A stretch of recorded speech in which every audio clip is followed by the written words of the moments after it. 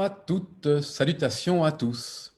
Comment continuer à nourrir notre paix intérieure, à prendre au mieux soin de nous pour prendre soin des autres?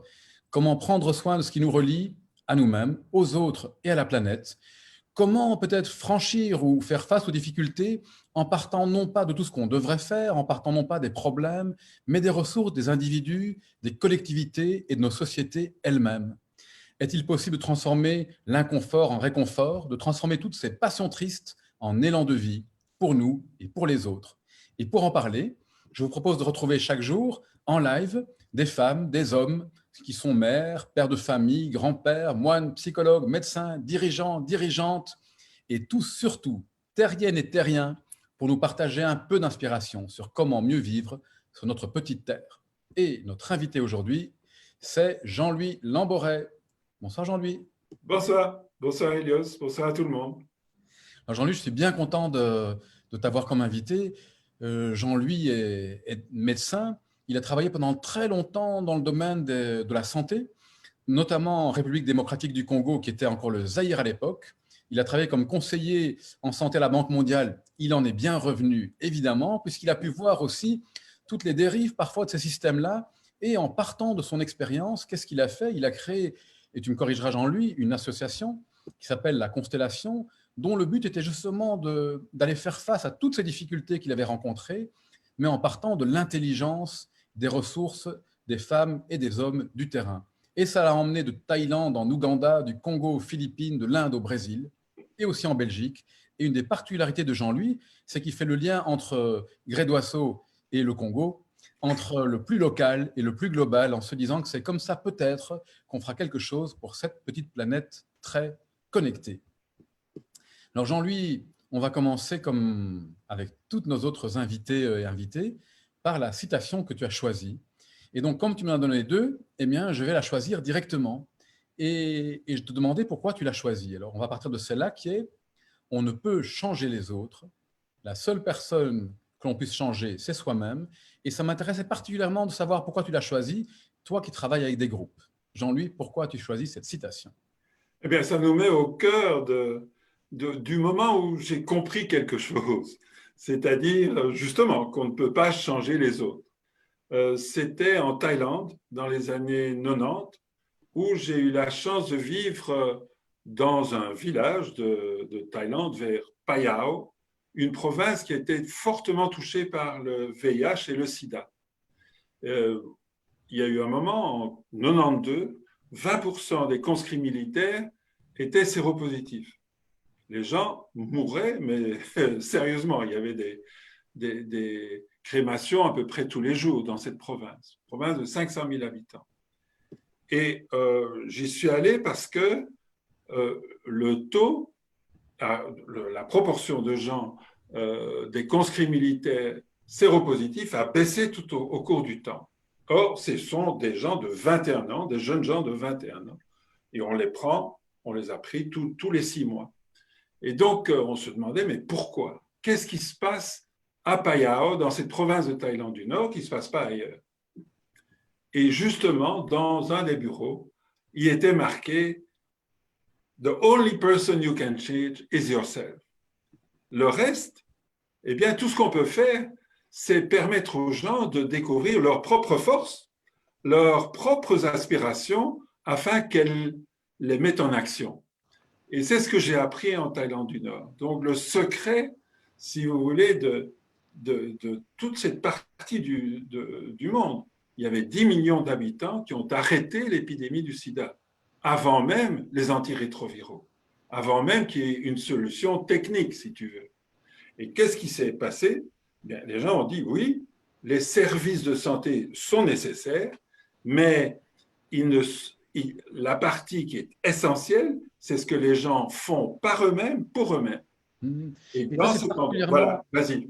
non, et c'est particulièrement important ce que tu dis, c'est l'essentiel, c'est ce que les gens font par eux-mêmes et pour eux-mêmes, parce qu'on pourrait même imaginer des situations alors, où les gens auraient les ressources, disons, matérielles pour agir et l'infrastructure, mais comme ils ne sont pas appropriés ce qu'il fallait faire, ils n'utilisent pas. Alors évidemment, malheureusement, souvent c'est bien pire, c'est que dans les pays en grande difficulté, il y a très peu de ressources techniques et matérielles, et en même temps, il y a souvent des systèmes et des institutions qui ne font pas confiance à l'intelligence et aux forces.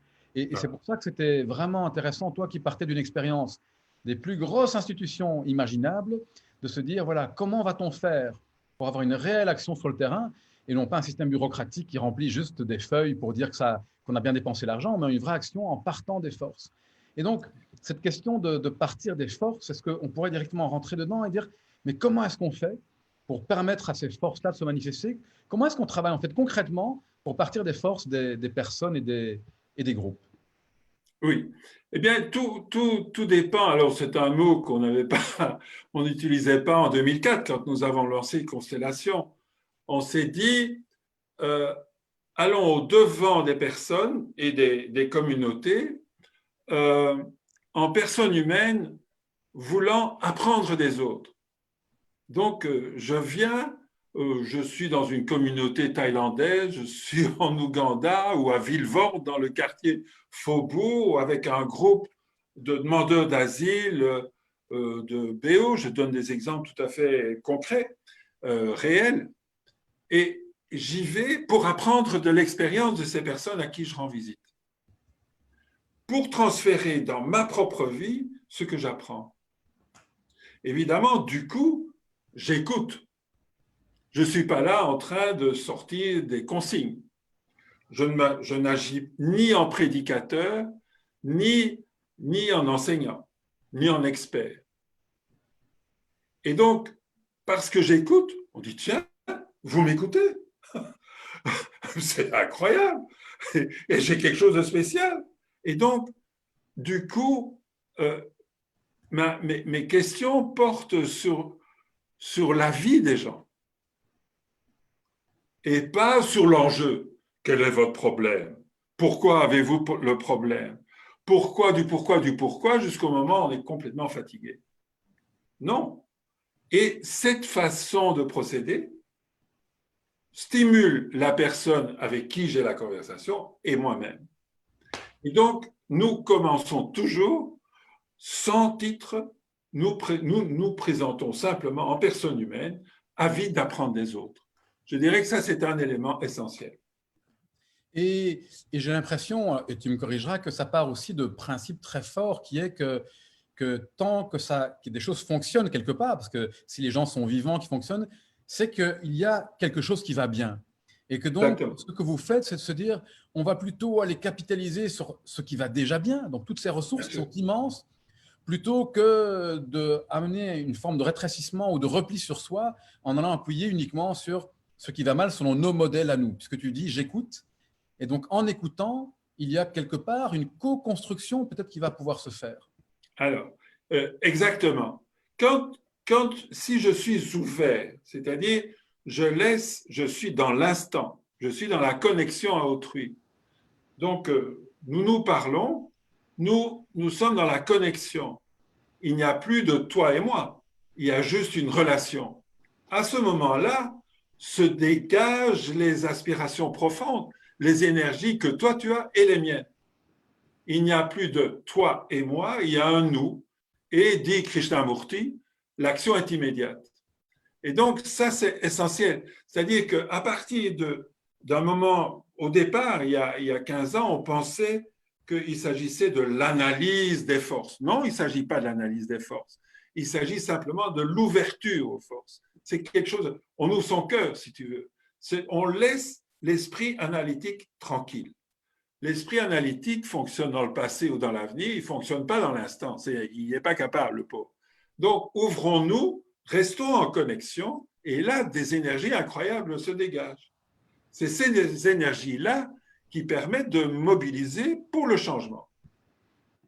Et donc, si on considère que chacun et chacune, en fait, a une part d'expertise quelque part, puisque chacun, chacune connaît certainement mieux son terrain, sa vie, sa situation, puisqu'il l'a exploré beaucoup que nous, ça permet, en mettant tout ça en lien, une extraordinaire, j'imagine, créativité, où en mettant tout ça ensemble, on a la possible émergence, que tu dis, de quelque chose d'incroyable, de force, inimaginable, si on fait uniquement une analyse rationnelle des forces, faiblesses, dangers, opportunités. Exactement. Bon, rapidement, si je peux, une petite anecdote. Nous sommes en Indonésie et nos filles une jeune femme qui dirigeait le groupe de la province contre le sida, me raconte que dans une visite appréciative de personnes, euh, comment on les appelle, oh mon Dieu, transsexuelles, qui vivaient près du dépotoir. Et elle disait, je voyais, au lieu de m'apitoyer, voilà que je voyais les liens de solidarité entre ces personnes. Je trouvais ça fantastique, comment elles vivaient ensemble dans ces conditions. Je leur ai dit, mais je me suis aussi dit, mon Dieu, ça fait 6 mois que je n'ai plus appelé ma mère. J'appelle ma mère ce soir. Le lendemain, elle raconte l'histoire au comité du Fonds mondial. Les gens ont dit, mais on veut aller rendre visite à ces gens. Donc, cette énergie circule une fois qu'on est ouvert. Donc, en regardant quelles sont comment ces ressources et ces forces s'expriment, même dans les situations qui paraissent les plus perdues, entre guillemets, ça va inspirer d'autres parties de la communauté. Et donc, plutôt que, j'ai l'impression aussi, ce que tu dis qui est extraordinaire, c'est plutôt que d'avoir une approche finalement top-down où les experts de là-haut pensent qu'ils savent mieux que tout le monde ce qu'il faudrait faire, on fait aussi le contraire. C'est le terrain qui va infuser dans l'autre sens et nous apprendre, peut-être à nous, comment cette forme d'écoute ouverte et profonde peut donner lieu à quelque chose de tellement plus créatif. Mais exactement. Nous avons des cartes de transfert spontané. C'est-à-dire que quand une communauté se rend compte de ses forces, se rend compte de ses capacités, qu'elle n'attend plus l'expert qui vient du froid ou d'ailleurs, mais qu'elle ne dit pas je n'ai rien, il me manque ceci, il me manque cela, je n'ai pas ceci, je n'ai pas cela, mais qui se rend compte de ce qu'elle peut faire avec ses ressources. Quand elle prend conscience de ça, eh bien, les membres de ces communautés se lèvent, prennent leur vélo, leur bus, leur train et partagent avec les autres. Et tu vois comme ça de véritables générations de communautés qui se prennent en charge, communautés et groupes humains, quels qu'ils soient.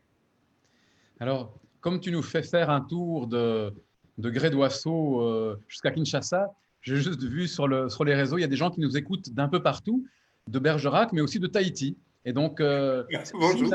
la beauté de cette communauté humaine, de ces personnes où on peut Également. partager quelque chose. Alors, c'est ce qu'il y a aussi de très intéressant, ces partages qu'on peut faire aujourd'hui. Et surtout, si on se place, comme tu le fais toi, dans une position d'humilité, où on apprend tous ensemble, ça donne vraiment, je me dis, des perspectives incroyables en termes d'intelligence collective. Alors, je voudrais revenir à la situation que l'on vit aujourd'hui, qui est celle du Covid-19. Comme on le disait tout à l'heure, en parlant tous les deux, qui génère énormément de peur. Je trouve que c'est intéressant d'avoir ton avis, toi qui as vécu, et de nouveau, ce n'est pas pour comparer, mais j'allais dire quand même des situations autrement plus graves. Je pensais à Ebola, je pensais même au sida, quand ça, le nombre de morts était en rien comparable. Alors, ce n'est pas pour diminuer ce que l'on vit, mais c'est juste mettre en perspective en se disant, tiens, voilà, mon interlocuteur, il a vécu des situations, que je crois qu'on peut dire objectivement, qui ont été beaucoup plus dramatiques pour les populations. Et en quoi cette approche, alors, qui peut paraître parfois un peu naïve pour quelqu'un qui ne la connaît pas, oui, c'est très bien, on va construire sur le positif, mais en quoi ça va nous aider? En quoi cette approche est-elle pertinente dans une situation comme celle-ci d'épidémie? Eh bien, si tu vois ce qu'on a appris de la lutte contre le sida ou contre Ebola, il y a quelques, ou H1N1 d'ailleurs, il y a quelques leçons. Et la première, évidemment, c'est que au plus tôt les personnes qui savent partagent en disant nous sommes en danger, au mieux ça vaut, ça c'est clair. Mais la deuxième chose, c'est la confiance. C'est-à-dire que si on fait confiance aux capacités des gens, les gens se mobilisent. Si les dirigeants sont mobilisés par la peur ou la méfiance en disant ces gens ne vont pas suivre les instructions, etc., là, on est mal parti. Et donc, deux exemples. Le premier, non, je vais donner un seul, c'est Ebola. Ebola en Afrique de l'Ouest. Ebola en Afrique de l'Ouest, des autorités sanitaires, de grands personnages ont dit il faut utiliser une approche quasi militaire. Alors qu'au Congo, il y a eu 7 épidémies où jamais le nombre de morts a dépassé 300 et jamais l'épidémie a dépassé 3 mois. Il a fallu, je ne sais plus combien, plus d'un an en Afrique de l'Ouest pour venir à bout de cette épidémie. Pourquoi? Parce qu'on y allait de manière militaire. On ne faisait pas confiance aux gens en disant, écoutez, voici les choses à changer. Hein? Si vous ne les changez pas, vous mourrez. Vous les changez, il n'y a pas de problème.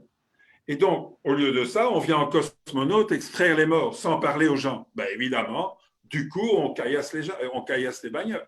Ça, c'est tout à fait normal. Donc, ça, c'est l'essentiel. Faisons confiance aux gens. Alors, c'est un clin d'œil à nos amis français, parce qu'on est ici entre Belges, Français, Suisses et même à Tahiti. Et de nouveau, chaque situation est particulière, on ne peut pas la juger, mais se dire qu'entre des situations comme la France et la Belgique, l'impression que ça donne de l'extérieur, c'est qu'en France, il y a eu un mouvement beaucoup plus autoritaire, où on a l'impression que le citoyen est considéré comme étant désobéissant a priori, et donc une approche plus répressive, beaucoup plus dure, alors qu'en Belgique, et si rien n'est parfait, l'approche semble être à faire un peu plus confiance à la population et à l'intelligence. Et ce que je trouve particulièrement frappant, c'est que dans les grands stéréotypes qu'on véhicule sur l'Afrique et ainsi de suite, un des grands stéréotypes, ça serait le Congo, par exemple, c'est le pays complètement désorganisé, personne ne suivra les règles.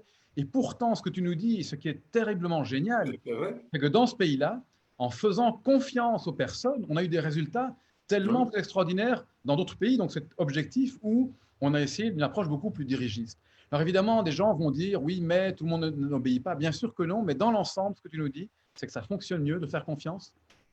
Mais justement, voyons le message qui est venu, atterrissons en Belgique, si tu veux bien. Quand même, nous avons suivi, hein, il y a eu une espèce d'harmonie, hein, même s'il y a toutes sortes de quoi on en parlera après l'épidémie, hein, toutes sortes de choses, de défauts. Mais malgré tout ça, on a dit, les autorités, les services de santé et la population, si on se fait confiance entre nous, on peut y arriver. Mais sans la confiance de la population, on ne peut pas y arriver. Et ça c'est la question du déconfinement. Tant qu'on est confiné, évidemment, nos comportements individuels et collectifs ne jouent que très peu à partir du moment où on respecte le confinement. Mais dès qu'on sort, là intervient une réflexion individuelle. Comment on va se saluer? Est-ce qu'on va garder les distances? Est-ce qu'on va porter des masques? Autant de choses qui doivent être appropriées par la communauté, c'est-à-dire par Grédoisseau et Hucle et tout ce que tu veux. Sans cette discussion publique pour arriver à un accord sur des normes de fonctionnement qui développent notre immunité par rapport à ce virus et au suivant, eh bien, nous ne sommes nulle part. Il ne s'agit pas entre guillemets, de lâcher les gens, il s'agit de leur permettre d'exercer leur sens de responsabilité individuelle et collective. Et ça me paraît important au regard des recherches où l'on sait que les motivations qui sont basées sur la punition et la récompense, elles sont très très peu durables. Elles ne fonctionnent pas bien. Et le problème, c'est en plus de ça, c'est que quand c'est basé sur punition-récompense, dès que la punition n'est plus là, ben, ça ne fonctionne déjà plus. Et la récompense, il faut toujours l'augmenter, ça ne fonctionne, c'est pas durable. Alors ce que là, c'est on part vraiment de l'appropriation de la population, de en quoi est-ce que c'est important pour nous, en quoi on s'approprie, en quoi on sera tous partie de la solution, chacun d'entre nous. Alors, et tu parlais de ça avant, c'est-à-dire que on se rend bien compte que nous avons autant, si pas plus, que beaucoup de gens qui habitent les pays pauvres, perdu le sens que nous sommes acteurs, c'est-à-dire nous sommes consommateurs. Donc oui, c'est en consommant des soins que nous serons en bonne santé. C'est la foutaise, évidemment non. Hein, il y a des tas de choses que nous devons faire comme acteurs individuels, familiaux et collectifs pour pouvoir sortir du confinement vers la société que nous voulons. Si on attend que des dirigeants le fassent pour nous, on n'y arrivera pas. C'est clair que le changement doit venir de la base et d'organisation fonctionnelle entre les autorités publiques, les acteurs économiques, sociaux et sanitaires, mais surtout les citoyens eux-mêmes. Et donc, ça demande, c'est ce que tu disais, pour y arriver, ça demande vraiment d'ouvrir un espace pour un espace de dialogue, en fait, pour l'action locale, pour que ça parte de l'action locale. Je pense aux initiatives de laquelle tu fais partie, de démocratie locale, Ouais. d'agora citoyenne, où vraiment c'est au niveau local où on va commencer à trouver ces solutions. Et je pense aussi, quand tu dis très joliment que sortir du confinement vers la société qu'on veut voir, Ouais. c'est aussi comment est-ce qu'on va y intégrer les problématiques qu'on a aujourd'hui, qui sont que fait-on pour les chercheuses et chercheurs de refuge qui sont Ben dans nos voilà. villes et qui ont souffert doublement de cette situation? Que fait-on pour les sans-abri qui, heureusement, ici, sont visibilisés parce que, à cause de Ouais. notre peur, comme on a tous peur de se dire on va être infecté par des gens qui, eux, n'auront pas respecté le confinement, ils apparaissent tout à coup dans l'espace public. Mais donc, comment est-ce que nous, en tant que citoyennes et citoyens, on va s'emparer de tout ça pour aller vers ce monde et à ce propos-là, tu disais qu'il nous faudrait passer d'une réaction de panique à une réponse consciente de solidarité. Est-ce que tu peux un petit peu Oui. élaborer là-dessus? Eh bien, disons, d'abord, c'est que nous avons, alors, dans notre travail avec les communautés, nous avons deux éléments. Cette appréciation des forces, hein, cette connexion entre humains qui permet alors de concevoir un rêve et de s'évaluer par rapport à la progression par rapport à ce rêve. Évidemment, face au Covid, on n'allait pas dire, écoutez, mettez-vous à rêver. Et donc, nous avons proposé une grille de 12 questions où les gens s'évaluent eux-mêmes, pas pour Dieu sait quelle institution académique ou d'enquête, mais pour pouvoir voir ce qu'eux peuvent faire avec leur famille, etc. Prenons un exemple. Je salue les gens en évitant un contact. Bon, très bien, j'évite le contact. Tant que nous sommes confinés, on ne se salue même plus. Mais qu'allons-nous faire en sortant? Si je te tends la main et que tu refuses, tu es impoli ou quoi? Donc, on va se faire le wai à la thaïlandaise. Ou quoi? On va se taper les pieds. Donc, il y a une discussion à avoir. Ça, je te vois sourire, mais c'est juste un exemple. Il y en a d'autres. Donc, pour l'ensemble de ces affaires, ah oui, oui, je prends soin des autres sans discrimination. Eh bien, au départ, par exemple, tu l'as bien évoqué, hein? Est-ce que je considère que le migrant qui se trouve voilà, à Maximilien, est-ce que j'en ai peur? Encore plus, c'est lui qui va amener le Covid. Est-ce qu'on se rend compte, par exemple, que les premières réactions par rapport au restaurant chinois, c'était qu'on n'y allait plus. On n'allait plus. Et une réunion très sérieuse, académique, à l'UCL, quelqu'un me dit, plus personne n'osait parler aux Chinois. Ça, c'est la première partie, c'est la panique, c'est la réaction. Et puis, on réfléchit, on se dit, mais attends, qu'est-ce qui se passe? Il est quand même logique que nous parlions, voilà, si je prends les mesures de protection qui s'imposent, il n'y a aucune raison d'avoir une quelconque discrimination. Je passe donc de la réaction de panique à une réaction inconsciente de panique, à une réaction consciente, à une réponse consciente, pardon. Hmm. Et c'est vraiment ce qu'on souligne aussi dans les pratiques contemplatives, qui sont des outils pour nous permettre de passer de cette réaction qui est, lorsque je suis en réaction, je suis quelque part dominé Voilà. et par le contexte et par mes émotions. Donc les éléments du contexte appuient sur mes petits boutons émotionnels reliés à mon passé, à mes peurs, mes attentes, mes exigences, et hop, le comportement suit automatiquement. Et la réponse, ça serait tout à coup, il y a un espace intérieur qui nous permet d'évaluer ce qui se passe et de se dire, tiens, est-ce que mon comportement ne pourrait pas être davantage dirigé par ce qui est important pour nous, donc nos ressources, nos valeurs, nos directions Voilà. de vie, plutôt que par des automatismes qui sont rarement les bons. Donc merci beaucoup, ça me paraît être vraiment quelque chose d'essentiel, surtout en situation de crise. Comment fait-on pour être davantage dirigé par là vers où on veut aller ensemble, Oui. se taire, que par ces habitudes automatiques qui ne sont pas toujours, en tout cas, les bonnes. C'est ce que tu nous partages? Oui, et c'est la première chose, c'est donc ces 12 questions, l'intention là derrière, c'est ça.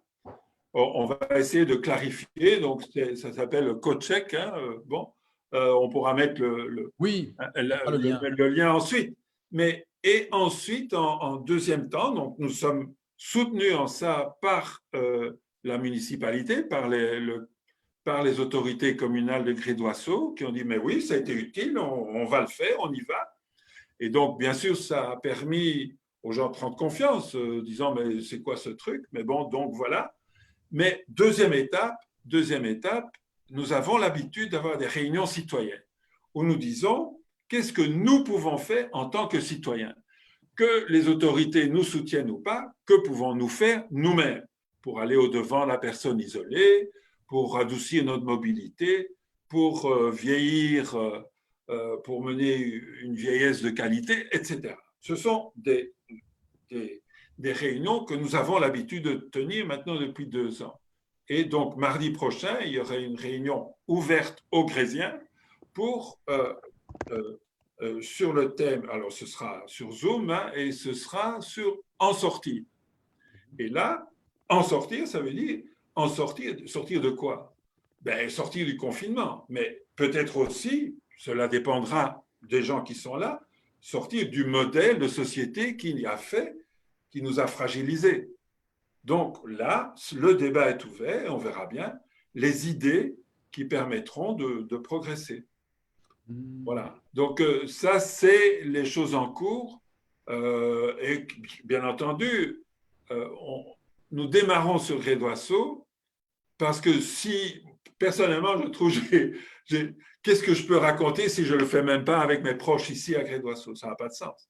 Donc, j'essaie d'amener ce que j'ai appris dans le monde à mes proches ici à Gré-d'Oisseau, d'abord. Donc, cette fameuse idée qui est bien sûr qu'on pense globalement, puisque on se sent connecté à toute l'humanité, mais on agit localement pour que les solutions partent des forces des communautés. Je fais juste une petite parenthèse pour nos amis français. J'ai vu que l'un ou l'autre s'est senti touché par ma remarque sur la France qui est un peu plus autoritaire. Alors, évidemment, ne prenez juste nos discussions comme de la nourriture pour nourrir notre débat. Ceci dit, je pointerai quand même, et de nouveau, il n'y a pas de bon et de mauvais, puisque, comme nous le dit Jean-Louis très justement, les solutions viendront du lien entre la société civile et les autorités, donc ce n'est pas d'être contre. Mais c'était pointer quelques éléments de langage. Je me souviens d'un des discours en France du président qui disait « nous sommes en guerre ». Voilà. Et qui était une approche, voilà, un certain type de langage qui a heureusement peut-être changé. Et puis du président allemand, et de nouveau, l'un n'est pas meilleur que l'autre, qui disait « nous ne sommes pas en guerre, c'est un test de notre humanité ». Et ça me parle un petit peu plus en se disant, si je prends cette situation comme un test de notre humanité, dont je fais partie, donc c'est un test qui s'adresse à moi également, et comment est-ce qu'au niveau local, on peut chacune participer à une solution, plutôt que d'attendre la providence d'un dirigeant ou l'autre qui nous dira comment faire. C'était ça, je pense, un petit peu ce que tu soulignais. Oui, c'est ça. Et franchement, sur les faits, j'ai un fils qui vit en France, hein, donc on peut. Et ma sœur est confinée en France parce qu'elle a été surprise par le confinement là-bas. Il n'y a pas de doute que l'approche est plus restrictive en France. C'est un fait. Hein. Alors, on ne juge pas, mais c'est ça. C'est comme ça. Mais oui. Bon. Alors, Jean-Louis, pour aller dans ce que tu disais et revenir à cette action de terrain, j'aimais beaucoup l'expression, tu disais, si on part de la base, il peut y avoir une épidémie positive. Oui, oui, tout à fait. On le voit toujours. C'est que quand, tu vois, quand on se dit ça ne va pas, nous avons une norme en tête. Hein? On compare avec ce qui devrait être. Donc, mais quand nous sommes en relation et que nous laissons, nous acceptons la connexion sur la base de ce qui nous sommes, ben à ce moment-là, des énergies nouvelles sont là. Il suffit de le pratiquer pour le savoir. Alors, ça se transmet. Je vais raconter l'histoire, une petite histoire. Le président de Constellation après moi, c'est Phil. Phil est physicien et géophysicien. Il découvre notre approche et vient avec nous en visite d'appréciation parce que nous faisons ça régulièrement en Belgique et ailleurs. On va rendre visite aux gens et simplement pour apprendre d'eux. Et il est en Thaïlande et il dit, mais c'est extraordinaire, je te donne la moitié de mon temps à l'organisation pour apprendre, pour faire remonter ce que nous apprenons à partir des communautés. Et il a fait ça pendant 10 ans. Alors, il rentre chez lui et il dit à sa femme, voilà ce que j'ai décidé. Il dit, mais tu es fou, nous avons 3 enfants à l'université en Angleterre, tu sais pas ce que ça coûte. Il dit, non, c'est décidé, c'est comme ça, etc. Et ils arrangent tout.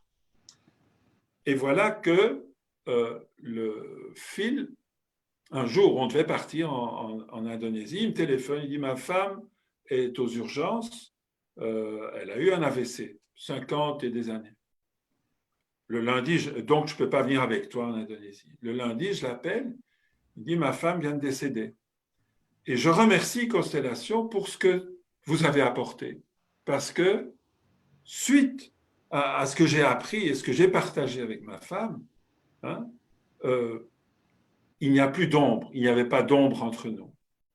D'ailleurs, me dit-il, je l'ai un jour assise, invitée à s'asseoir, et nous avons eu une conversation où je lui ai dit, écoute, tu es super, tu es directrice d'école, ce que tu fais est bien, et voici pourquoi. Et la femme a dit, mais qu'est-ce que c'est que cette histoire? This is so un-British that you should tell me my strength. C'est quoi cette affaire? Mais voilà qu'elle décède, et Phil me dit, et nous dit plus tard, qu'au décours des funérailles, et dans les jours qui ont suivi, 6 personnes ont dit, votre femme a fait quelque chose d'extraordinaire pour moi. Elle m'a dit mes forces.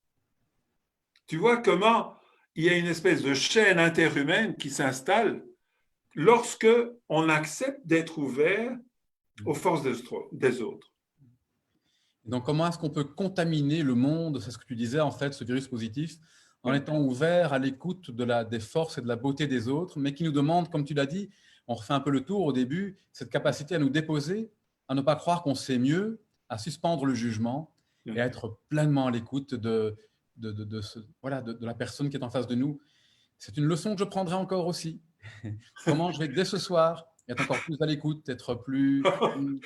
Merci beaucoup. Cher Jean-Louis, je propose à nos intervenants et nos intervenantes, évidemment qu'on pourrait encore dire tellement plus sur tout ça, mais on mettra le site Constellation et les choses en lien pour que les gens puissent aller explorer ce que tu fais. Il y a aussi ton très beau livre, Ce qui nous rend humains, qui parle de ça vraiment et qui parle aussi de ce lien entre ici et là-bas, qui partage aussi son expérience. Je propose souvent de faire un moment d'exercice pratique.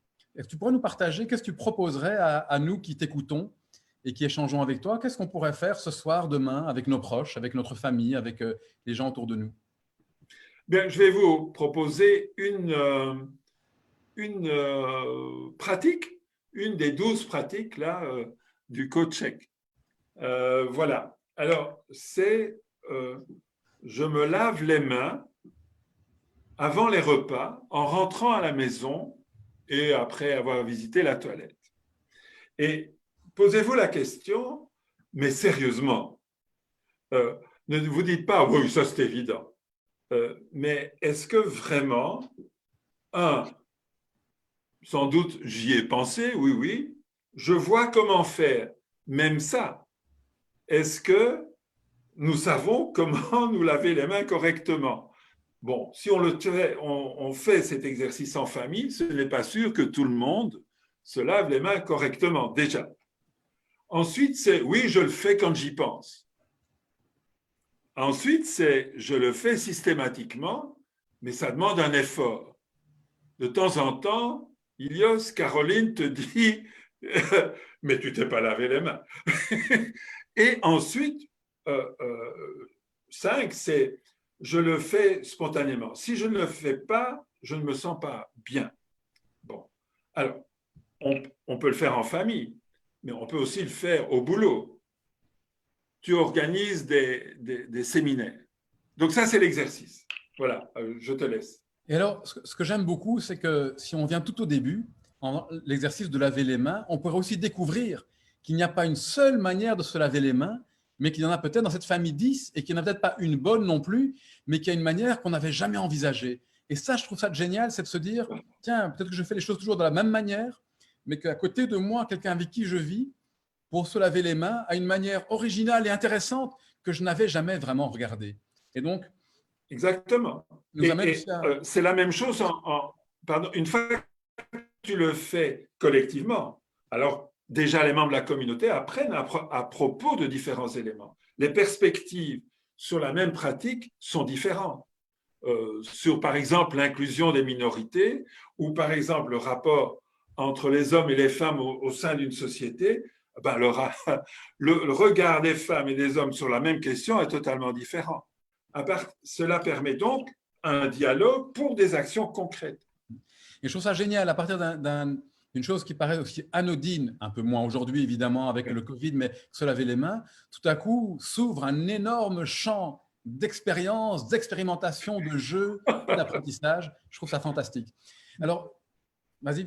Juste un petit truc. Tu organises pas mal d'événements, n'est-ce pas? Et des séances. Bon, il y a 20, 30 personnes, on médite et tout ça. Très bien. Et puis, il y a un break avant je ne sais quelle autre activité. C'est un toilet break, aller à la toilette. Mais s'il vous plaît, ne traînez pas, hein, revenez dans 5 minutes. Eh bien, il est totalement impossible de se laver les mains dans ces conditions.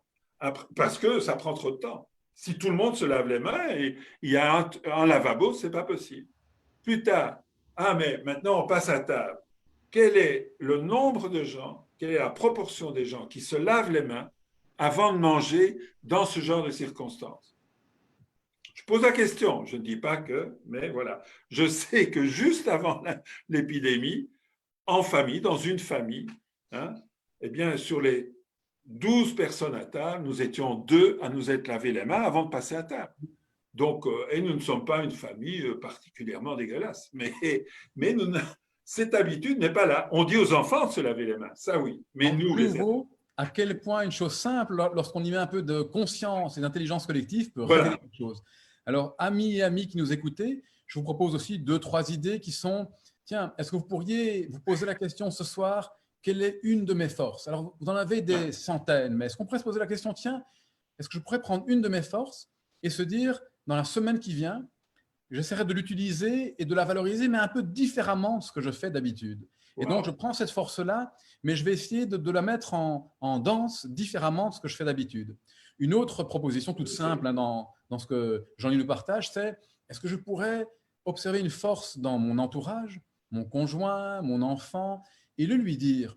Mais le lui dire comment? Non pas en lui disant « oui, mais j'ai remarqué, tu es très doué pour parler », mais lui dire de manière très, très concrète, avec un exemple concret en disant « tiens, j'ai observé que tu faisais ta. » Et donc, en expliquant concrètement un comportement, tout à coup, on va valoriser le comportement de l'autre de manière tellement différente qu'un compliment où on peut se demander parfois s'il est juste dit ou pour faire plaisir ou pour avoir quelque chose en échange. Oui, bien sûr. Alors, une autre suggestion, c'est la même chose, mais en le tournant légèrement, en disant « voici un cadeau que tu m'as fait ». Donc, parce que ça amène la force, mais en disant l'impact que ça a eu sur moi. Encore plus joli. Donc, voilà un cadeau que tu m'as fait et je trouve ça très juste. Donc, on peut expliquer la force en étant concret et on rajoute un élément qui est, on explique l'impact que le comportement de l'autre a eu sur moi.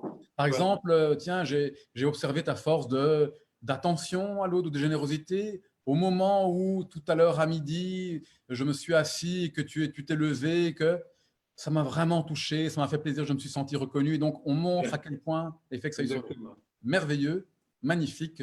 Alors, vous qui nous écoutez aujourd'hui, j'ai une petite question pour vous qui n'a rien à voir directement avec ce qu'on a dit, mais on a ces rencontres quotidiennes, des méditations 6 fois par jour qui continueront pendant le temps du confinement. Et en même temps, les rencontres qu'on a le soir seront peut-être un petit peu moins nombreuses, puisqu'elles me demandent tous les jours d'être à 18h30 sur le pont. Une question que j'avais pour vous, c'est est-ce que 18h30 est la bonne heure pour vous ou est-ce qu'il y aurait une autre heure qui serait une heure idéale? Si vous pouvez me poster en dessous sur la page Facebook en commentaire, quelle serait l'heure idéale pour vous? Je me disais, tiens, peut-être plus tard dans la soirée ou pas, mais je laisserai un petit peu de… Voilà, je me dis, prendre un petit peu de vos conseils, de vos idées, comme nous le propose Jean-Louis, votre intelligence collective aidera à nourrir ma réflexion. Alors, je vous rappelle aussi que ça continue ce soir à 21h, demain à 6h30, cette proposition de nous asseoir, de contempler pour cultiver, comme Jean-Louis l'a très joliment proposé, un passage de la réaction à la réponse. Et donc pour ça, c'est important de me déposer parfois. Et je vous propose, là où nous sommes, ceux qui sont encore là avec nous, de prendre un moment pour nous déposer quelques instants. Donc on pourrait juste sentir le poids de notre corps.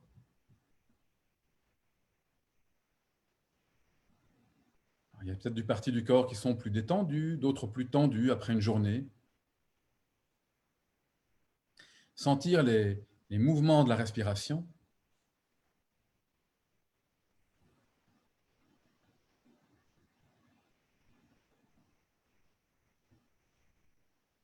Et voilà le petit texte proposé par Jean-Louis. Je suis arrivé, je suis à la maison, ici et maintenant. Je suis solide, je suis libre, je réside dans l'ultime. Je suis arrivé, je suis à la maison. Quelle belle invitation, Jean-Louis. C'est ce qu'on essaye de pratiquer avec vous, en tout cas, c'est plutôt l'intention qu'on a avec vous sur cette initiative présence. Nous rendre compte que quand on arrive à la maison solide et libre, c'est à partir de là qu'on peut rayonner vers le monde. Jean-Louis, je pense que là était ton message, quelque part, et qu'on peut rayonner vers le monde en y incluant chacun, chacune dans sa diversité, dans la différence, et que ces différences, cette diversité, plutôt que d'être une menace, comme on le prend bien souvent, est une richesse alors à inclure, mais qui nous demande de dépasser nos peurs, de passer de la peur aux soins, comme tu le disais aussi, d'accepter nos fragilités, nos vulnérabilités pour en faire une force. Comme disait Leonard Cohen, en chaque chose, il y a une fêlure. Et c'est par là qu'entre la lumière, cette lumière qui nous connecte profondément à nous-mêmes, à la beauté des autres et à la beauté du vivant. C'est ce que je nous souhaite à nous tous, nous rendre compte qu'on est tous liés, interdépendantes, et qu'au-delà de la peur, il y a tellement de choses importantes desquelles prendre soin. La justice, l'amour, la générosité, le courage, la liberté, une société de la fraternité, comme nous y invitent Edgar Morin, Abdenour Bidar, Jean-Louis Lamboret et tant d'autres. Laisser la beauté du monde se lever en nous, comme nous le propose Ève Ricard. Alors ce monde-là, il se construit certainement chacun et chacune d'entre nous, et entre nous tous et toutes. Et donc ce n'est pas une chose individuelle, c'est un grand tissage collectif auquel on peut toutes et tous participer. Et, amis et amis, quand le monde devient incertain, quand tout est agité, qu'on se sent peut-être seul et que l'horizon semble bouché, rappelez-vous que la voie de sortie, elle est aussi à l'intérieur. À bientôt. Merci.